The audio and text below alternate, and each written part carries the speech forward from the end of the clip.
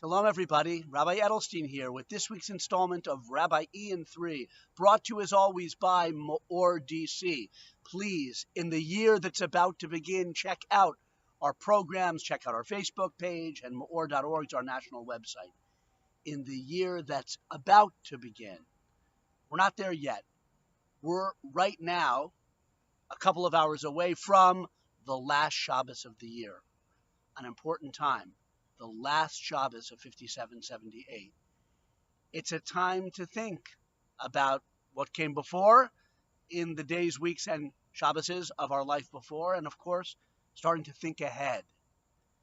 There's a doorway behind me. We're going to be crossing through the doorway, through the threshold of a new year in just a few days.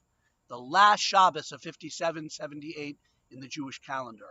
A fitting time for some dramatic words. You know what? You don't have to look to me for them. Moshe Rabbeinu, Moses, our teacher, spoke the words of this week's Torah portion on the last day of his life. The portion is called Nitzavim, and it's always read right before Rosh Hashanah. Last Shabbos before the year, last Shabbos of the year, the last day of Moshe Rabbeinu's life in this world, as he spoke incredibly dramatic words. The gist of the portion, Nitzavim, has to do with a renewal of the covenant between God and the Jewish people, a prophetic look into the future, and we're almost there now, when the whole Jewish people will collectively do teshuvah, return to Hashem and to serving God with a full heart. And then the very end of this portion of Nitzavim, Moshe Rabbeinu utters words that indirectly relate to Rosh Hashanah. Rosh Hashanah is not mentioned explicitly in this Torah portion of Nitzavim, but there ain't no coincidences. We read this Torah portion right before Rosh Hashanah and listen to the last words of the Torah portion. See, Moshe Rabbeinu says, I have placed before you today the life and the good and the death and the evil, a choice, a crossroads. Life and good, death and evil, he lays it out more specifically. That which I command you today, to love Hashem your God, that's Ahavas Hashem, a mitzvah, the pinnacle of all the mitzvot in a certain sense.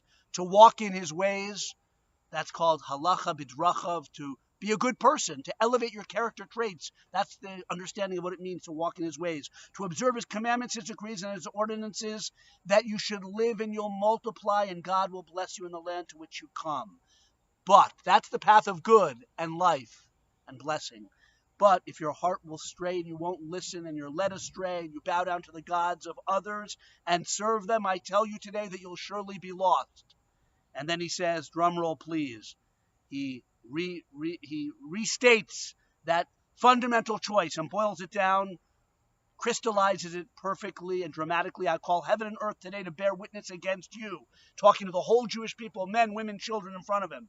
I have placed life and death before you, life and death, blessing and curse, and you shall choose life with a heart of a chayim, so that you'll live. The choice of a year ahead, that's very applicable to Rosh Hashanah, and maybe we'll talk about it if I have time to come back to you on Sunday before Rosh Hashanah. Life and death, the path of good, not just biological life, which we hope and pray for on Rosh Hashanah. We should have a good, sweet, happy year of biological pleasures, permitted biological pleasures in this world, but connected life, spiritual life, connecting to God, doing good for our fellow man, elevating ourselves, elevating the world. That's a path of blessing. That's life. I hope we're going to choose that path and not the opposite. That's the inner meaning of for each and every one of us on Rosh Hashanah. Have a beautiful last Shabbos of this year. Good Shabbos.